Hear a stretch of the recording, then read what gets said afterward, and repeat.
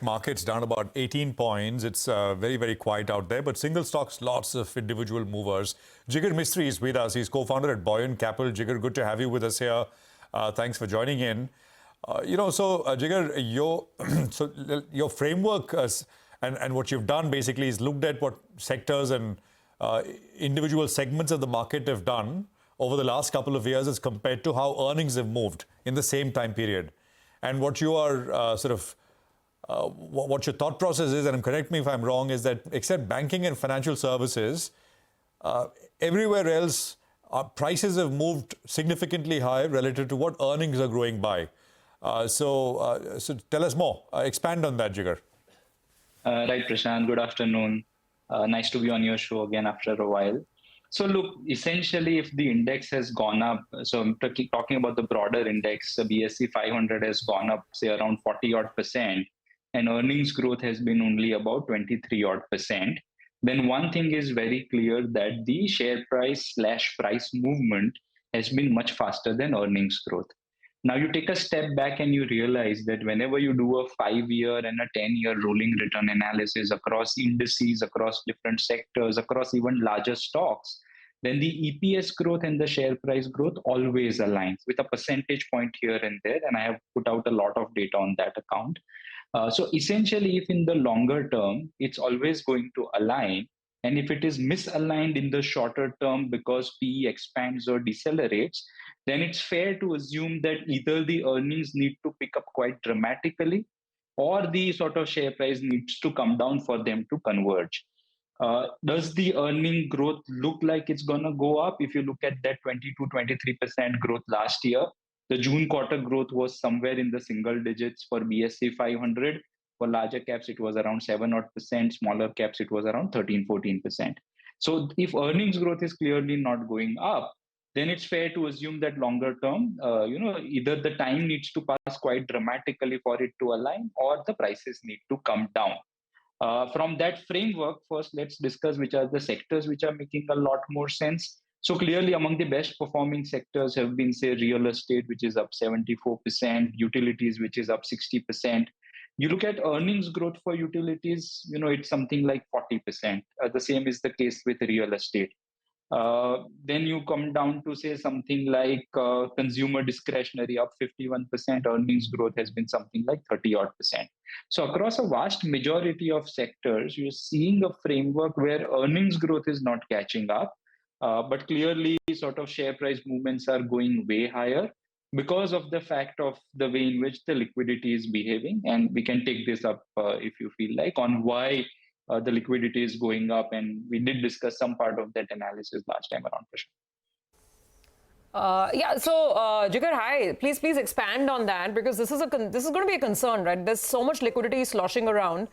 And as long as those earnings come in, it's probably okay. But if the earnings start tapering off, and even I got some of those inputs from a couple of fund managers saying that, somewhere this whole talk about the investment cycle picking up and, major sort of moves, it doesn't seem to be adding up. So there's some fear around Q2 earnings. Just expand on that point. Yes, sir. So see, essentially, why are we here, right? So you look at starting October 2023, the share price growth and the fundamentals were broadly aligned. But after that, because Fed appeared to pivot sooner than expected, or the fact that BJP won those 3 state elections, put the Indian markets in a trajectory of its own. So if you remember November 23 and December 23, we were up something like 14 or 15%, if memory serves right. And after that, I think that's kept on going up, even when we realized that, hey, the Fed is not going to cut rates as fast as we thought they would, or BJP is not going to win enough seats for them to change the fundamental fabric of the country, by which I mean, institute sort of farm laws, land acquisition, which will help you grow in manufacturing. But despite those 2 events not panning out, Indian markets kept on going up. And one of the reasons why that transpired very clearly is how retail has generated its wealth over the past 4 years. So I think we discussed this statistic sometime in the past, that at the bottom of COVID 2020, the retail ownership in India was something like 8 lakh crores. So if you take all the listed entities, multiply it with retail ownership, that was about 8 lakh crores. In June 2024, so in about 4 years and 3 months, that's gone up to a whopping 63 lakh crores, right? So retail, and that's not so much as a flow impact as much as it's a wealth impact. So retail as a cohort has generated a whopping 50 lakh crores in wealth. And just to put things and numbers in perspective, whatever India saves in real estate, bullion, equity markets, and bank deposit, the number last year was closer to 14 lakh crores. So 100 crore savers in India save 14 lakh crores. 10 crore active demat account holders in the past 4 years have generated 50 lakh crores in wealth. And they think the only way to keep generating more and more wealth is buying the same small cap stock, buying the same small cap mutual funds. And because of the free float sort of restriction, they keep on going up. And on paper, a lot of value and wealth is getting created. But increasingly, if you look at the sort of liquidity analysis, you're not finding enough reasons for why this would continue.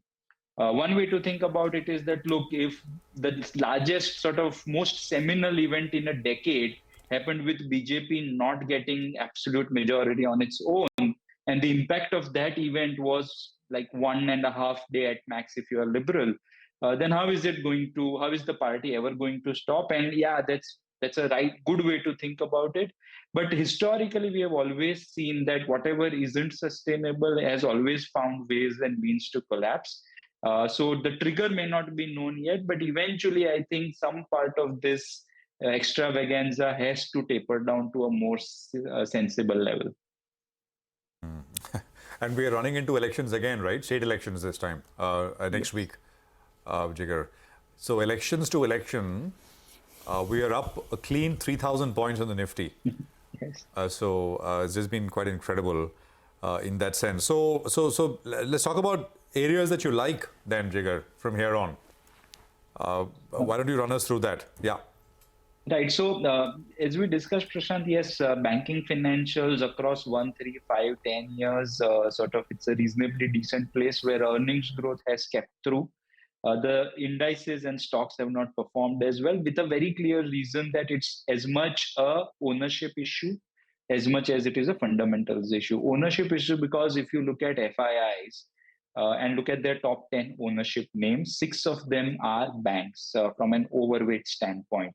So whenever the interest rates in the US were on their way up, clearly you saw a scenario that FIs wanted to exit all the risky assets, which includes India.